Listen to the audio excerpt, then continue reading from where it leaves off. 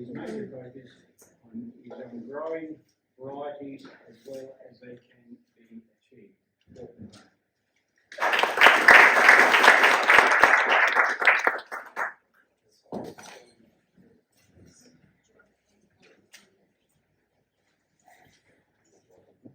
Well, I was contacted and invited to give this talk, and I said yes. The next morning I woke up and said, what the hell? About an impossible topic. So, what I've tried to do is what I did through my working career, that is collect a whole lot of information from different sources, try and set it up in a way that helps the decision maker, that's you, understand what's there in front of them, and then it's really up to you how to use that information. And I think one of the key things about anything in Dahlias is what's right for me, and the way I do it may not be right for you. We're all in different situations. I would love to do some things that I know I can't do. So that means I've got to adapt and work within the environment I am. Now, the subtitle, A Sorry Story. Well, I think that's right. It is a bit of a sorry story. Viruses have been around a long time, very long time, and I think by the time we get to the end of this, you probably realise that we probably know less now than we thought we knew 5 years ago. So that's a sorry story because it makes us think again well, maybe it's not a sorry story. It makes us think again, what is it we're actually doing? All right. So, funnily enough, not all viruses are the same. As you know, for the viruses you get, they're not all the same. They don't do the same things to you. They are even different types of viruses. So, one way to characterise them is characterise them as RNA viruses. That's most of the viruses you'll see and talk about. And a DNA virus, which is Dahlia mosaic. Dahlia mosaic is horribly confusing at the moment, but we will talk about it a bit. They look similar sometimes, but they are actually quite different, these things, and they behave in different ways, which probably makes it even more confusing. So, there's one. Patient necrotic spot virus. Guess what? There's about, I don't know, how many hundred different types of plants to get impatient necrotic spot. They look really good on dandelions. So, if you keep your dahlias clean, you might want to keep all your weeds clean too. Everything else you grow in your garden. It's called spot because things get spotty. So these photos have been taken off the American work where they're tested, and I just went through and grabbed some photos of different ones that are tested positive for specific viruses. Tobacco streak. But these viruses are named after the plant they were found in. They don't just affect the plant it's described as. Tobacco streak also affects hundreds of different things, which is a bit of a problem. And guess what? Tomato spotted wilt.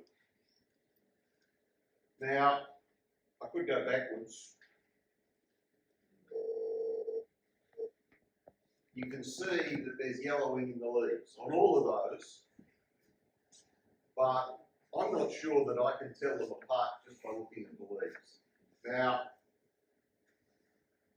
that's Dahlia mosaic. Dahlia mosaic comes up with weird looking things on the leaves too. In theory, Dahlia mosaic should be the easiest one to understand because it's got the most distinctive leaf patterns. The trouble is, they don't always show. So you can have a plant that looks perfectly healthy and it'll have a virus. You can have a plant that looks perfectly healthy and it's got two viruses. So the fact that it's got yellow leaves may tell you it's got virus. The fact that it doesn't have yellow leaves may not tell you anything. Okay, so this is making our life hard, isn't it? How big a problem is it? Well, we'll get to that. So I thought I'd go back to the wisdom of the past. I'm a great believer that the old growers, they sort of must have known something. They grew them for years, they grew lots of plants. Maybe they learned something. And I looked for the consistent truths in the books. What was the story? What was the line? There are a few interesting variations in there, but there's a pretty consistent story. So, 1954. Those that can do maths would realise that's something like 70 years ago. Mr. Barnes had been growing for 60 years by that stage. So we've got over 100 years of talking from stuff that comes from over 100 years ago. So, line 1, virus disease can never be cured. Line 2, it's all very puzzling.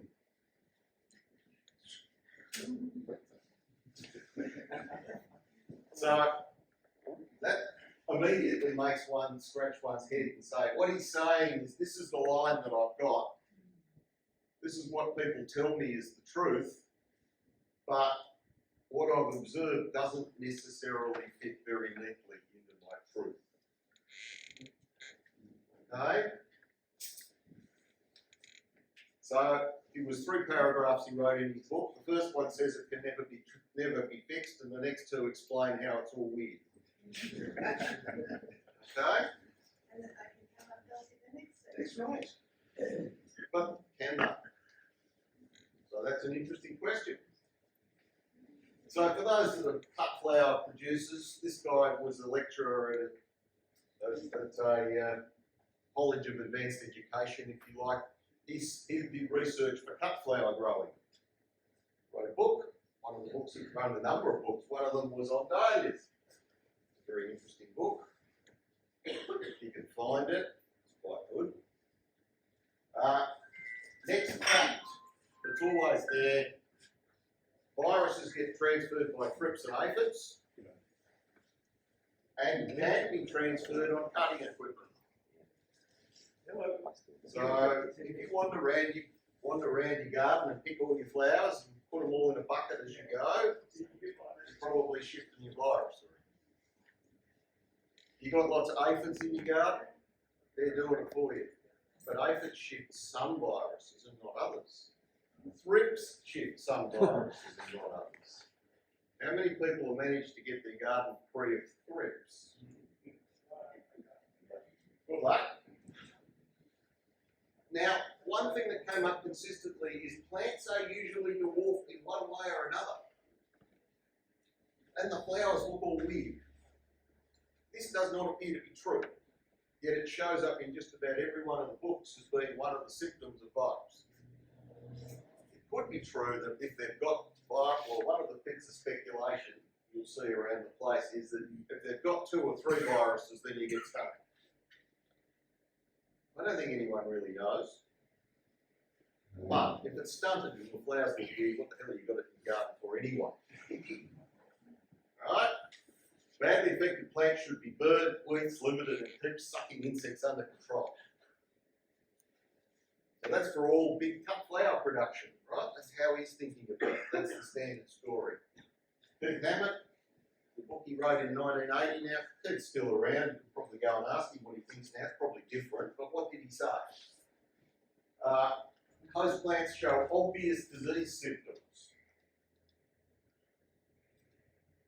And in some cases, infection is only reflected in loss of vigour or performance. Once again, the message coming through here is if the plant doesn't grow real good, you've probably got a problem. All parts of the plant are infected. We come back to that. If you now throw it out, standard advice, and then we get to the bottom, some cultivars are symptomless. Thanks. So in many cases it makes them look really weird, but then not all of them. Wouldn't it be nice if it was easier? I thought I'd get a South Australian book. So this is a good book if you can find it. Still an excellent book. once again, difficult to separate some of the symptoms of plant food deficiencies. So those that have bothered to look at the American sites and look at their presentations, there's a standard thing they put up in all their virus presentations of a YouTube video on nutrient deficiencies. Those that came to Canberra to the conference, you got to watch the YouTube video on nutrient deficiencies. There is nothing better.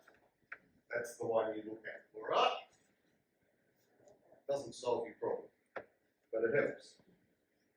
Once again, cutting tools and aphids spread the virus. Now listen to this. Long list of symptoms including root shoot proliferation. So at that stage we were blaming virus on producing some of what we're now calling leafy gall. Okay. Stunting, leaf distortion, poor keeping qualities of tubers. This appears to be true. So one of the things I'll get onto, but one of the things that's come up amongst some of the American work is that at least with Dahlia mosaic, is the tubers look like they're kept very poorly.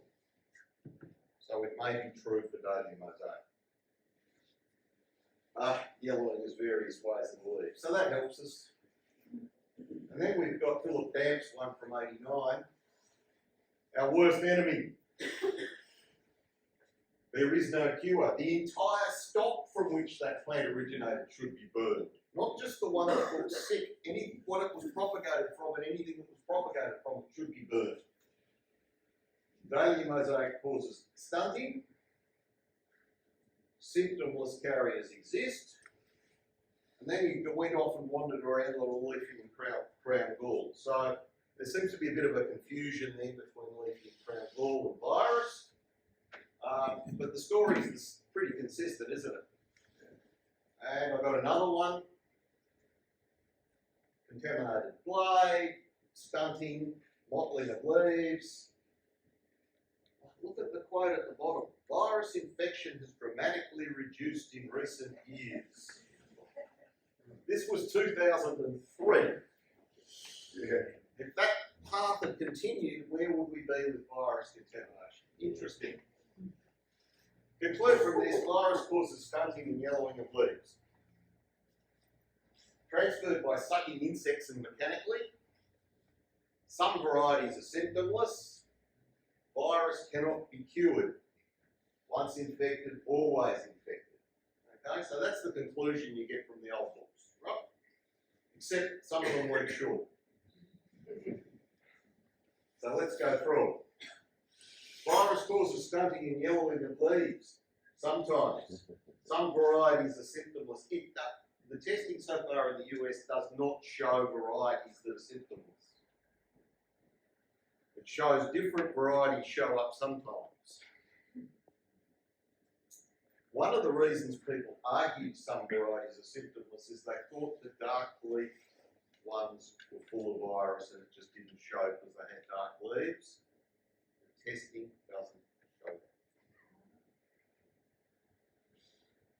They're no more likely to have virus than the other ones. So that confuses us some more, right? Okay, so sometimes true. A lot of plants are neither stunted nor they have yellow leaves but test positive to a virus. So they did in 2022, they got all the, as Warren mentioned yesterday, they got all these people sending in samples of what they thought were healthy plants. Of the vendors, this is really careful, not the commercial vendors, not just the home gardeners, commercial vendors and team growers, but the vendors were just as bad as the home gardeners, right? These are people who've gone to trouble, they've tested their stock, they think this stuff's clean, send it off to get tested. At least a third of the samples and up to 90% of the samples were positive to one of the RNA viruses. 2/3 to 100% of the samples were positive to DMV. DMV results are very important. They don't actually know what's going on with DMV. So, in 2016, I think it was, they found they changed the test to DMV because they lost it and suddenly found it again. Then they didn't find it for another 4 or 5 years. Nothing tested positive. So they changed the test again. So they're getting everything tested positive. What is it? Some question there's something funny going on with the genetic levels, but they don't actually know yet. Which is seriously a worry for us. What do we do? Okay. There's some doubt about the INSV. That's a necrotic spot. Why is there doubt about necrotic spot? It doesn't show up in all parts of the plant all the time. So you can get a whole lot of false negatives. These plants all look clean. This stuff is not consistently through the plant, you can get false negatives. So that could be worse. Those numbers could be worse. There are some growers I know in the US who, instead of sending one leaf in for to do INSV testing, they send 3 or 4. Because they know that just one will give them a false negative sometimes. Okay, so that's really depressing. Told you it's a sad story. Okay, let's keep going. Time for some speculation. Some growers think stunting is a result of having more than one virus, and I've seen it from some of the leading growers. They ask to speculate. This is the sort of thing they'll speculate on. But these are focusing on symptomless plants. You're not going to get it out of this work, right? So this works. All of the research they've been doing has been focused on how do I get virus-free stock. So they've got a purpose. They're doing the testing to achieve the purpose, and what they're discovering is maybe, well, I don't know what they're discovering yet. We've got to work it out, but it's raised some pretty significant questions. Okay, who's going to tell me whether that's got virus or not? What do you think? The way he's asking suggests yes. If you saw that in your garden, would you be happy or would you be worried? Happy.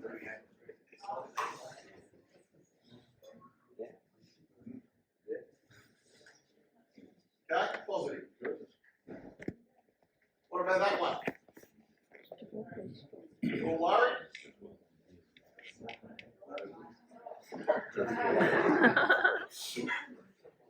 What about that one? Bit more confusing. What about that one? Very bad. Weird little yellow things in it, doesn't it? Omnibus. So, all the conclusion I reached by looking at the pictures of the leaves is I can't tell. Yeah. Right? So what the conclusion I've reached out of that is you have to test. Leaves are only going to give you a hint of whether there's something going on. What about that one? Yes. You trust me? You trust me? What do you think I'm doing? It's got two. It's got two. Yeah. Yeah. Yeah. And I didn't try that hard, I'll tell you. I just went in and grabbed a few. It was not difficult to find those counterintuitive things. Nutritional issues, you want something on nutrition, go and look at that website. Sorry, did other people miss it? It's the best resource I know, and it's the one the Americans keep referring to. There's nothing in there's the write-ups by John Dewey. Apparently his PhD didn't have any pictures in it. The only way to get the pictures is look at YouTube videos.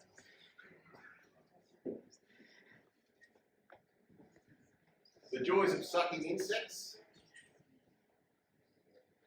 Insects, you know, our friendly mites, our white fly cause leaf issues. So maybe that's some of what you see. Really, you want to ask yourself how many of those are around in your garden, and you want to keep them out of your garden. Okay? Some varieties are symptomless. Plants can be symptomless, but it's probably not true for varieties, but we just don't know. But the research hasn't been targeted at that. But when they look across varieties, they've found no varieties that are in their sample that were 100% clean if you had a lot of samples. They found one variety that was 100% virus. Any idea what variety that would be? Comes from Australia. Embrace. On what they tested, 100% had virus. That does not mean that all the stocks got virus. It just means what they tested had virus. Probably means it grows pretty well and you can't tell. So maybe it's symptomless. Is it possible some varieties do not get virus? We don't know. So it's a big question for those of us that are breeding. And wouldn't it be good to breed one that didn't get virus? Wouldn't that be nice? Right? Wouldn't it be nice to be able to get a set of genetics that gave you virus-free stock? We don't know if you can. So we're not there yet. So far on their work, the comment from the researchers in the US on this was, we don't think so. But it wasn't you can't, it wasn't you can, it was that they're going to have to do more work. Okay. We always get some runs. There is some suggestion that rather than the dark leaves hiding it, it is actually protecting those plants. So it may be that dark leaf varieties is the route to go. But once again, we don't know yet. Okay. Pretty important question for those breeding. Wouldn't it be good? Okay, transferred by sucking insects and mechanically. It's true. Yay, we've got something that is true definitively. Nice and simple. So that gives us the standard accepted advice. Start with stock as clean as you can. Isolate new stock until you're happy it's healthy. Keep sucking insects under control. As much as possible, aphids and thrips seem to be the main culprits for transferring virus. So I reckon whitefly also has got to have a role in there somewhere. Clean your cutting tools between plants when you're cutting flowers, dividing, all that sort of stuff. You've heard it all before. It's hard to do it every time. Get your system, do your best you can, right? It's got to help. Viruses cannot be cured. We've all been told this. We're now not sure that's right. Now that's scary, isn't it? Maybe our conventional wisdom's not true. So, it's partly true and partly not true. So there's a couple of aspects of this that are really important. How many of you have been advised to put Epsom salts on your plants to see if they grow up, the leaves are no longer yellow after a little while?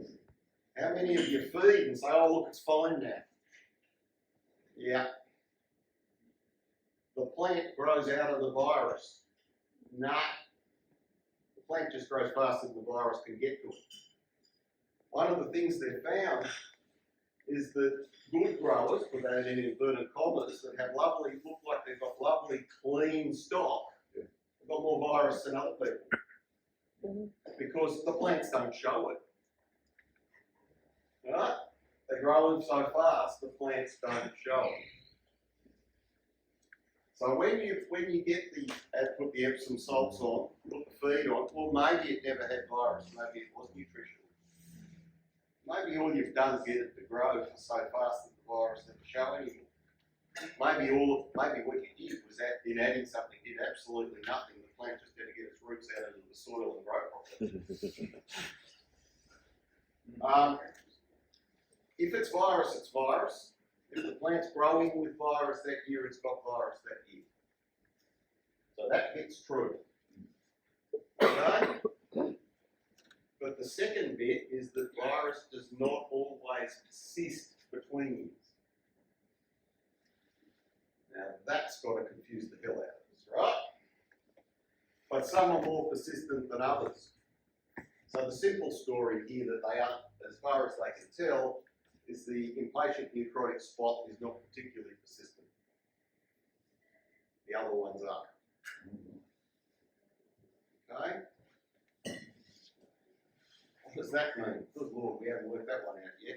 We just realised we've got a problem. So probably Well, let's get going. Newish TSB, TSWV persists through winter storage. If you've got TSB in your plants, you'll have what this year, you'll have TSB in your plant next year, 95%. Something like that. Very persistent. INSB does not tend to persist through winter storage. So you've got as much chance of having INSB next year if you had it last year as you will if you didn't have it last year. Seems to be what they're telling me. So what's going on with INSB? Do people pick it up? Do the plants pick it up every year? Are the thrips and aphids getting them infected that quickly from the other plants? I don't know.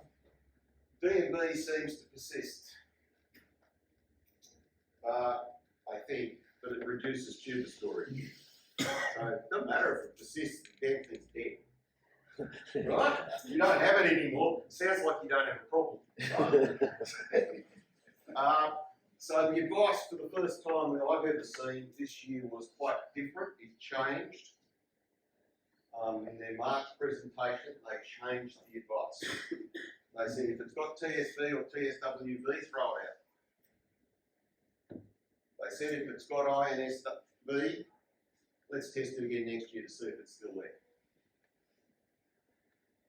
So, I don't know. So we watched this space on that one. But my trouble is, if you look back at the leaves I was looking at before, without testing, I don't know which one it is. Right?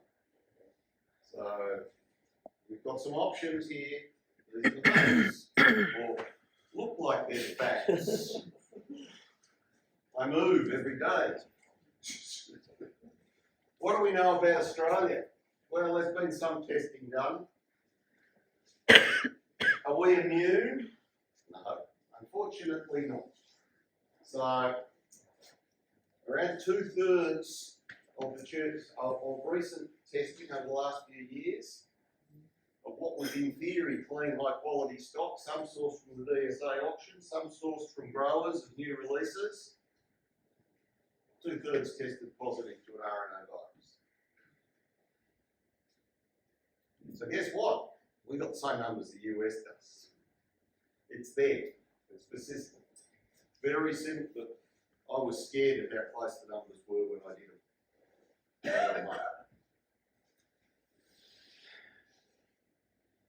So either there's something funny going on with the testing, or there's lots of virus out there. And you might think your garden's free of virus, but I'll have a small bet with you it's not. So what do we do now? Well, if I was being a big commercial grower, I'd want to test my propagation stuff, what I was going to propagate on before propagating. So that may mean if what you do is sell tubers, you've got to actually just keep testing stock before you replant for yourself. You can't test everything.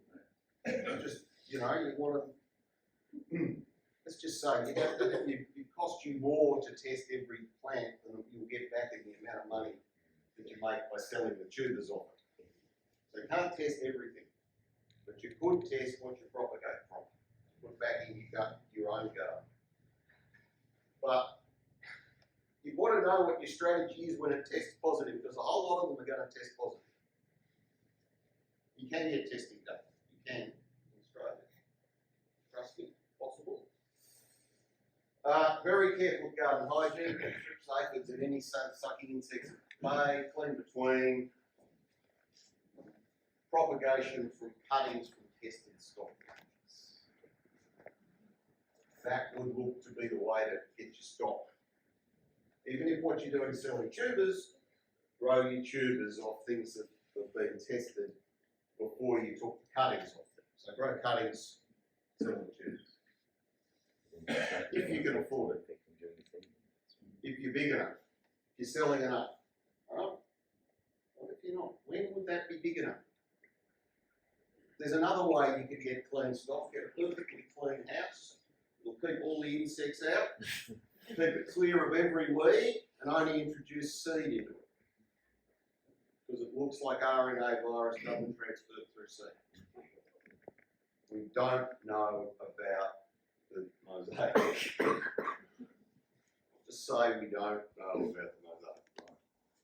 And I don't think you can get Dahlia mosaic testing in Australia either. You only get tested for the RNA virus. What about us hobbyists? Testing is expensive.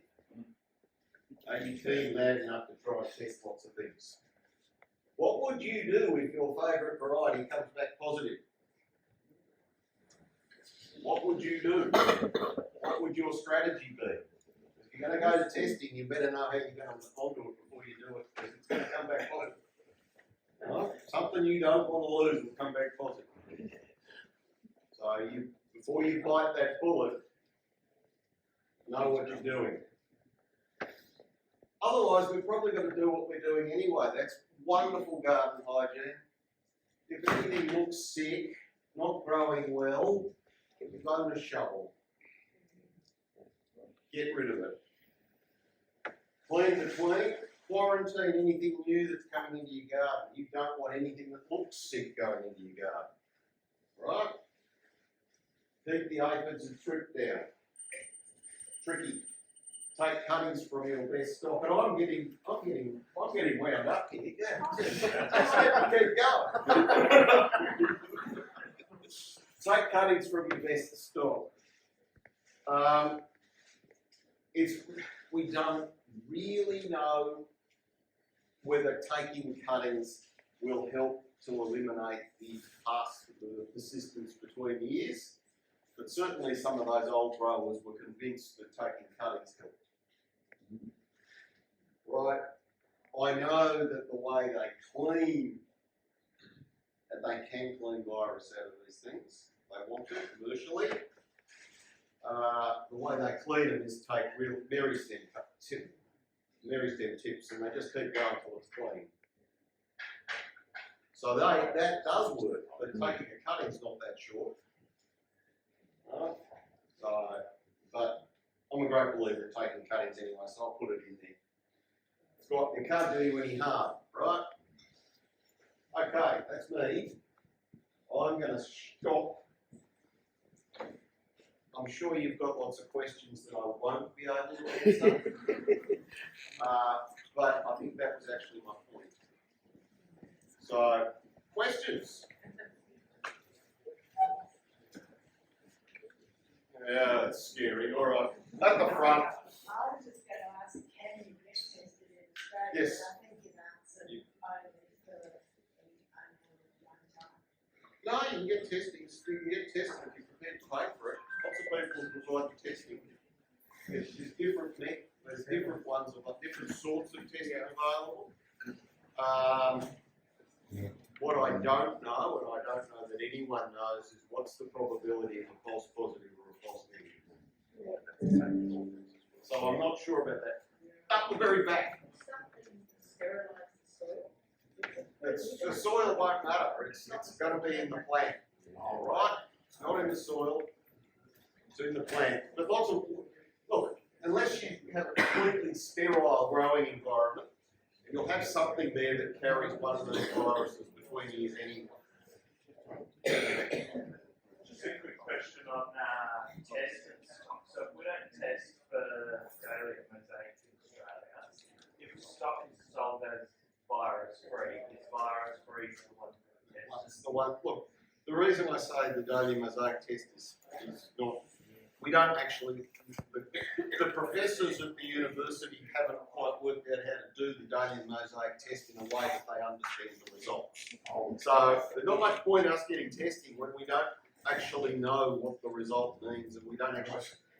I don't actually think you can get it, right? So look, you can just get the testing you can get. Okay?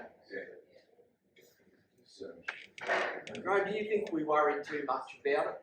So like if we just chuck the bad ones out, or the not growing and, you know. That's up to you to Otherwise- work out. That's up to you. I'm not answering your question. Otherwise we're all going to be sick and we'll have less hair than what I got. I've still got a full head of hair, my friend. And a beard. Look, the question is, do we worry too much? I'm quite serious. It's up to you and what you're doing and what environment you're working in, what you do. Right? If I'm just going to grow 3 plants in my backyard, I'm not going to worry about it much at all. I just want these things to flower and look pretty. Right? I don't flower and look pretty, get rid of them. Probably the right strategy. If I'm growing 10,000 or 50,000, I'm going to have a completely different strategy. I'm going to have a completely different set of concerns, right? So, and then it's going to depend on what my garden space is. How much land have I got? Can I grow some in complete isolation? So that if I do get some clean tested stock, can I isolate that and just build up a clean stock place? And then the question would be, how would you know it's still clean next year? Yeah. Right, so that's what you've got to. So then how would I do that? So you've got to think through that for yourself. What's my environment? What's my strategy? But you don't want virus tearing through your garden. You don't want it ripping the guts out of the really good stuff you've got. Now we go to speculation, right? Somebody a little bit earlier, I don't know, it was a guy from somewhere in Queensland, I think. Mentioned these things, you know, these new ones come out, you butte for 5 years, and then they fizzle. They disappear. I've lost track of the number of buttes that come out. They're brand new. Everyone pays a fortune for them. 2 years later, you never see them again. What happens? Well, lots of speculation, but maybe some of that is they can't handle a virus. They get virus and it's gone. Right? Some of them just don't multiply. But why don't they multiply when they did to start with? What's happening to them when we're picking up something? One? I've got one. Any other questions so that I can't answer them? Graeme will be back again in about 5 minutes. I'll be back again in 5 minutes. So can we hang on there? And Joe, would you like to come up? I took my question. What do you suggest sterilising like? Metho, Okay. Soapy water. Works wonders. Metho works. Anything that will get rid of most of the sap off it, that'll be your normal steriliser. Right? Oh yeah, there's perfection. You can sterilise bleach. So what's the recommended stuff? Bleach. Metho, yes, metho. Or what do they call it? Rough soap or something like that. Anyway, soap, particular type of soap. So